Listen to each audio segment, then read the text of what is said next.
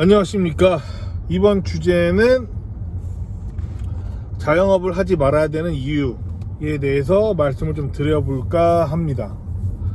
아니 뭐 자영업 하지 말라는 이유는 워낙 TV에서 워낙 많이 나오고 했지만 뭐 여러 가지가 있잖아요. 그런데 그런 것보다도 조금만 더 디테일하게 몇 가지만 좀 포인트를 좀 잡아서 말씀을 드리려고 합니다.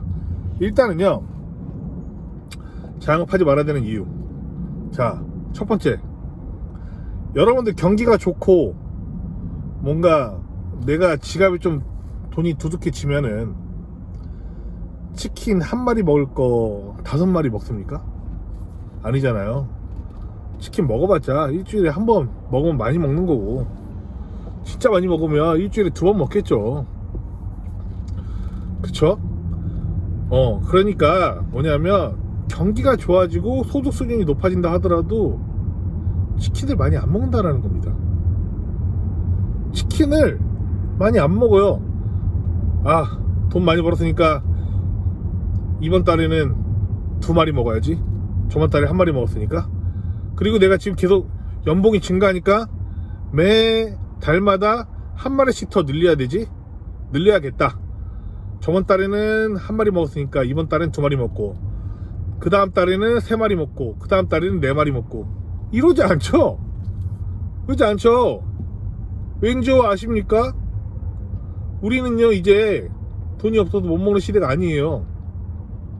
이미 다들 충분히 만족하고 있어요. 굶어 죽는 시대가 아니잖아요.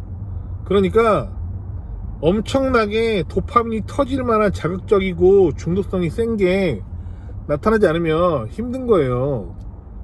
소비량이 늘어날 수 없다고요. 대신에 치킨집들은 엄청 많이 생기겠죠. 치킨집 장사하는 사람들은 엄청 많이 생기죠. 자, 치킨집 장사하는 사람들은 엄청 많이 생기고, 치킨을 먹는 수요도 늘어나지 않고요. 그리고 그 수요자들도 치킨의 양이 늘어나지도 않아요. 오히려 경쟁업체들이 여러 가지 생길수록 감소하겠죠. 오늘은 A치킨 먹고, 다음 달에는 B치킨 먹고, 그 다음 달에는 C치킨 먹고, 이런 식으로 할 거 아닙니까? 여러 브랜드를 맛볼 거 아닙니까? 그러니까 자영업은 결과적으로는 긴 시기로 봤을 때는 메리트가 없는 거예요. 대체될 수 없는 맛을 만들고 50년 전통 평양냉면 맛집 이런 거 아니면 이게 의미가 없다라는 겁니다. 의미가 없어요. 대부분 자영업자들은 자기들이 대체 가능한 음식을 팔고 있다라고 생각을 잘 못하는 것 같아서 말씀을 드리는 겁니다. 대체 가능합니다. 인간도 다 대체 가능하잖아요. 그 헛똑똑한 친구들이 자기는 대체 가능하지 못한 멋진 존재라고 착각하지 않습니까? 사장들도 그렇습니다. 사장들도, 자영업자 사장님들도 자기가 왕이 되고 싶은 거야. 그러니까 서비스도 점점 더 개판되는 거고, 장사 조금만 잘 되면은 차 하나 바꿀 생각이나 하고 있고, 그런 분위기들이 그 사람들을 점점 약하게 만드는 겁니다 라고 저는 생각을 합니다. 그래서 그냥 자영업이 안 되는 이유는 되게 간단한 겁니다. 여기가 인구가 폭발적으로 늘어나, 인구가 기하급수적으로 늘어나. 근데 자영업자 개수들이 산술급수적으로 늘어나. 그러면 점점 갭이 커지기 때문에 인구 대비 자영업자 수가 포화가 안 되잖아요.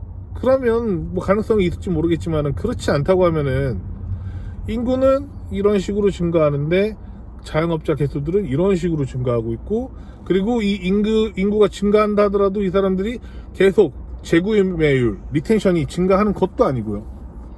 그렇잖아요. 저도요, 배달음식이나 뭐 맛집들 가서 먹다 보면은 몇 번 먹으면, 한 4-5번 먹으면 질려요. 그 사람들이 잘못했다라는 게 아니라 질립니다. 안 돼요. 또 못 가요. 자주 가는 평양냉면집 1년에 한 번 가요. 한 번. 많아봤자 2번. 대부분은 일하다가 동네 밥집에서 밥 해결하고. 계산기 두드려 보시면은요, 되게 당연한 겁니다. 근데 자영업자들 뭐죠? 뭐 프랜차이즈 가맹점들 지금 매출이 이렇게 딱 요 정도 상권에서 요 정도 해서 이렇게 들어가니까 이만큼 매출이 나옵니다. 사장님 이익 이만큼입니다. 이거 계속 돌아간다 생각해 보십시오.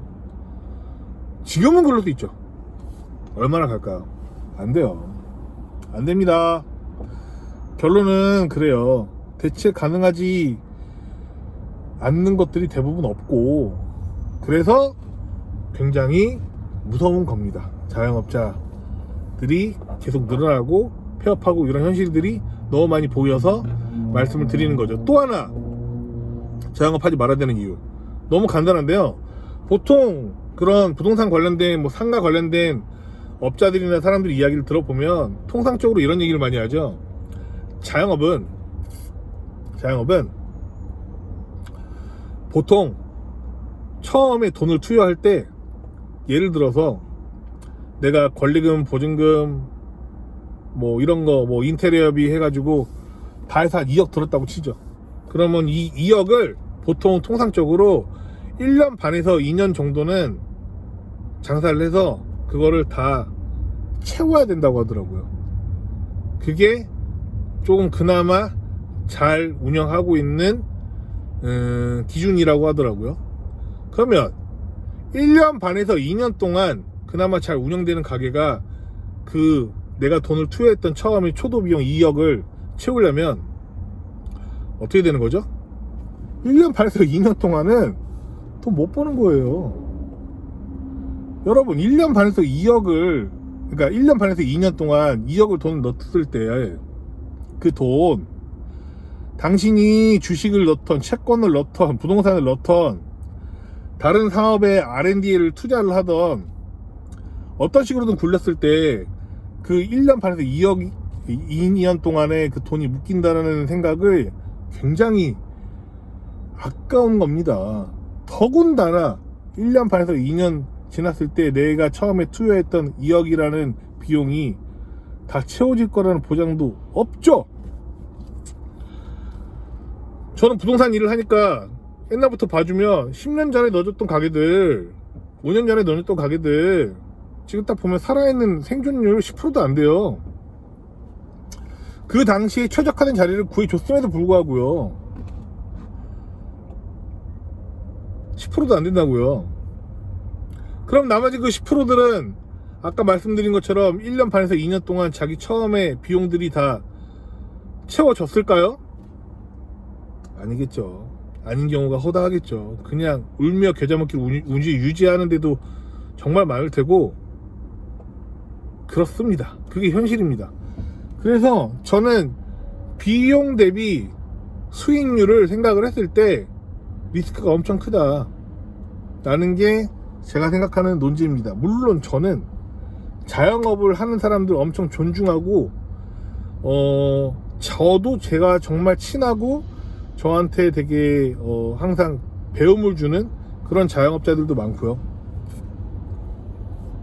좋게 보는 자영업 카테고리들도 물론 많이 있습니다. 그런데 가급적이면 정말 신중하게 하셔야 된다라는 거죠. 종합 예술이란 말이에요. 자영업 마케팅 할 줄 알아야 되지, 사람 쓸 줄 알아야 되지, 서비스 퀄리티 높여야 되지. 아니, 제가 봤을 때 웬만한 중소기업 사장님들보다 더 능력 뛰어나야 될 수도 있다는 생각 되게 많이 하는데요. 근데 그걸 일개 개인이 프랜차이즈 회사 가가지고 2주 만에 레시피 듣고서 뚝딱 만든다?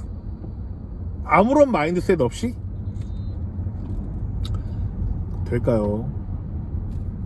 그냥 직장생활 20-30년 은행 지점장님 하다가 갑자기 은퇴해서 길거리에서 노점 같은 데서 3평짜리 5평짜리 꽈배기 팔고 있는 그러한 어르신들 저는 정말 숱하게 많이 봤거든요.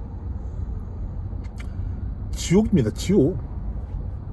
그래서 여러분들 그냥 딱 지금 봤을 때 저 사람 부러워, 저 사람 저렇게 해서 별거 아닌 걸로 돈 버네, 이런 것들 세상에 많잖아요. 별로 부러워하지 마시고요. 정석대로 움직이시고 정석대로 공부하시고 내 시간과 돈을 투여를 했을 때 소중한 실패의 경험은 괜찮지만 그 실패의 경험조차도 인생이 다 망가질 정도로 그냥 그 리소스를 다 투여하지 마시길 바랍니다. 제발 그렇게 좀 살았으면 좋겠고, 그 정도의 자신이 없으면 하지 말았으면 좋겠어요. 예전에 그런 생각도 한 적이 있습니다. 국가에서 자영업을 할 수 있는 기준을 정말 타이트하게 한번 잡아주는 게 어떨까라는 생각도 해본 적이 있었어요. 물론 그건 반발이 심하겠죠. 그만큼 너무 잘 망하니까요. 네. 그때 이런 망상까지 한 상황이 있었죠. 그러니까 어쨌든 자영업자분들 화이팅 하시고 정말 피나게 노력하셔가지고 극복하셔야 되고, 새로 신기로 도전하시려는 분들은 정말 신중하게 생각하셔야 됩니다. 저 망했던 가게들 진짜 100개 1000개 사장님들하고 다 이야기하고 인터뷰해가지고 느꼈던 결론들이 요겁니다. 끝.